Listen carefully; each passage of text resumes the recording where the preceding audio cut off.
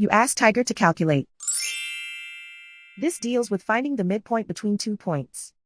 The midpoint between the 2 points is negative 42.5, negative 19.5. Let's solve it step by step. Plot the 2 points and calculate the midpoint using the formula. The coordinates of point 1 are, x1 equals negative 85, y1 equals negative 44. The coordinates of point 2 are, x2 equals 0, y2 equals 5. PM represents the midpoint of the 2 points.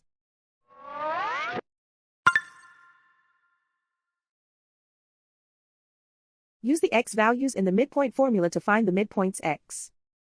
x1 equals negative 85. x2 equals 0.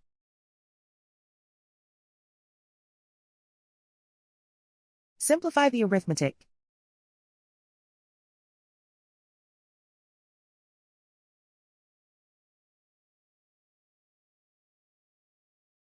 Use the y values in the midpoint formula to find the midpoints y. y1 equals negative 44.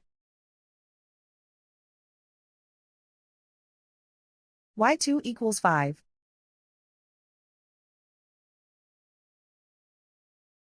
Simplify the arithmetic.